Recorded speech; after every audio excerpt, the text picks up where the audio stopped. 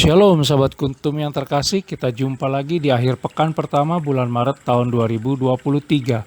Hari ini adalah hari Sabtu tanggal 11 Maret tahun 2023 yang merupakan hari biasa dalam pekan Prapaskah yang kedua dengan warna liturgi adalah ungu.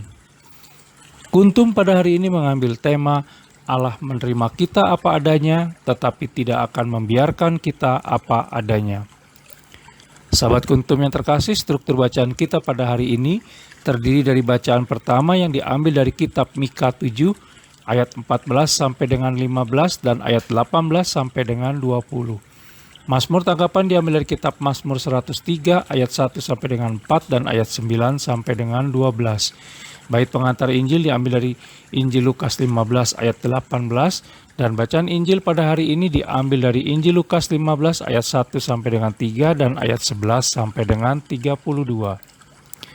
Baik sahabat Kuntum yang terkasih, saya akan bacakan bacaan Injil kita pada pagi hari ini yang diambil dari Injil Lukas 15 ayat 1 sampai dengan 3 dan ayat 11 sampai dengan 32. Para pemungut cukai dan orang-orang berdosa biasanya datang kepada Yesus untuk mendengarkan Dia. Maka bersungut-sungutlah orang-orang Farisi dan ahli-ahli Taurat. Katanya, Ia menerima orang-orang berdosa dan makan bersama-sama dengan mereka. Lalu Ia mengatakan perumpamaan ini kepada mereka.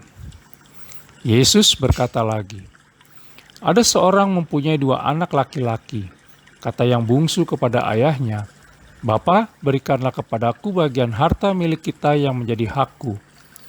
Lalu ayahnya membagi-bagikan harta kekayaan itu di antara mereka. Beberapa hari kemudian anak bungsu itu menjual seluruh bagiannya itu, lalu pergi ke negeri yang jauh. Di sana ia memboroskan harta miliknya itu dengan hidup berfoya-foya. Setelah dihabiskannya semuanya, timbullah bencana kelaparan di dalam negeri itu, dan ia pun mulai melarat. Lalu ia pergi dan bekerja pada seorang majikan di negeri itu. Orang itu menyuruhnya ke ladang untuk menjaga babinya. Lalu ia ingin mengisi perutnya dengan ampas yang menjadi makanan babi itu, tetapi tidak seorang pun yang memberikannya kepadanya. Lalu ia menyadari keadaannya, katanya, betapa banyaknya orang upahan Bapakku yang berlimpah-limpah makanannya, tetapi aku di sini mati kelaparan. Aku akan bangkit dan pergi kepada Bapakku dan berkata kepadanya, Bapa, aku telah berdosa terhadap sorga dan terhadap Bapa. Aku tidak layak lagi disebutkan anak Bapa. Jadikanlah aku sebagai salah seorang upahan Bapa.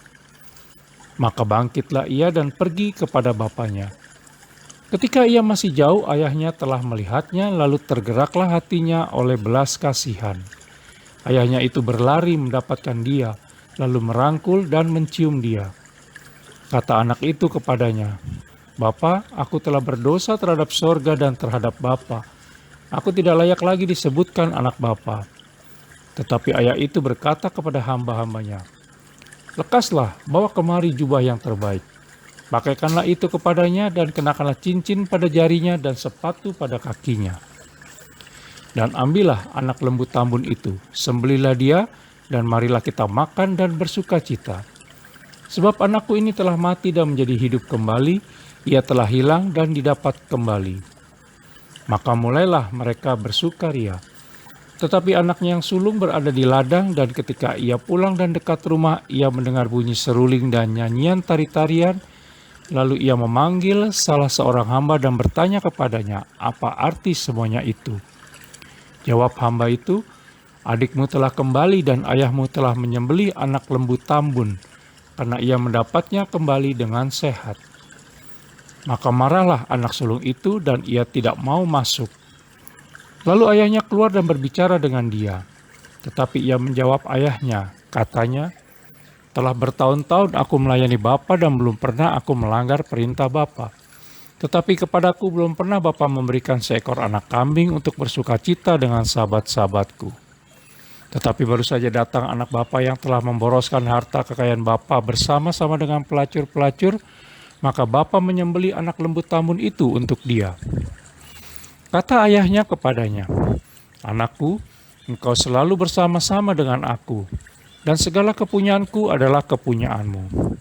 Kita patut bersuka cita dan bergembira, karena adikmu telah mati dan menjadi hidup kembali.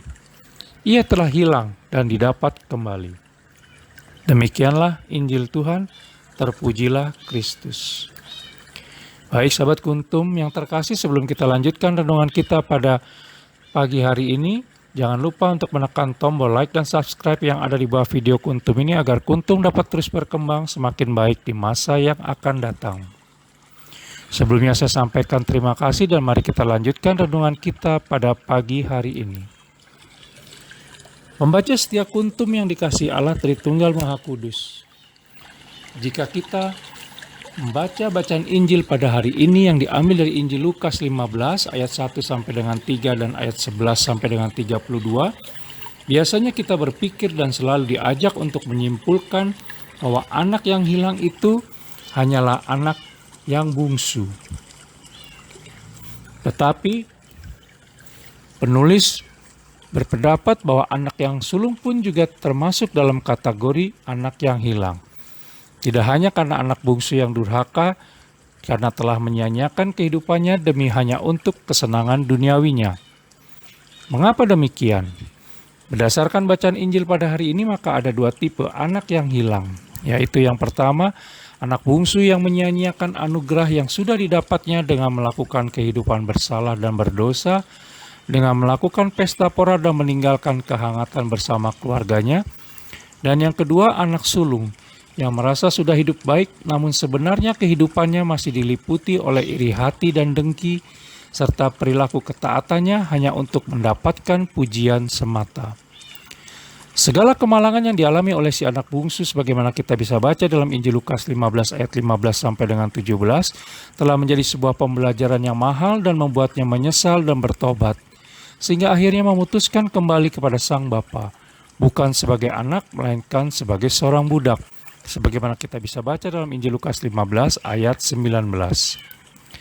Sementara respon si anak sulung adalah marah kepada bapaknya karena telah menerima kembali si anak bungsu dengan penuh sukacita.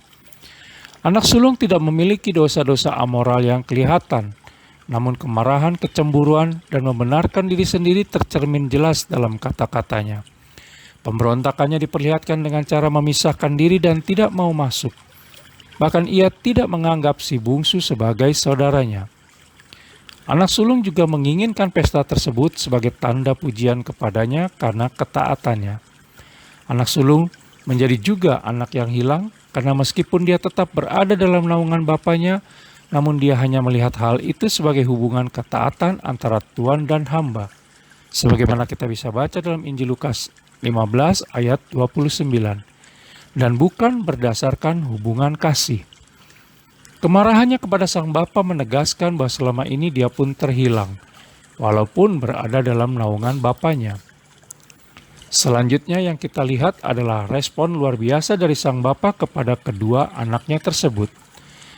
Dalam hal ini sang bapa malah berani melanggar tradisi Yahudi yang ada saat itu dengan berlari mendapatkan si anak bungsu yang kembali lalu kemudian merangkul dan menciumnya. Dalam tradisi Yahudi, orang tua tidak akan berlari seperti itu karena akan mengikis martabatnya.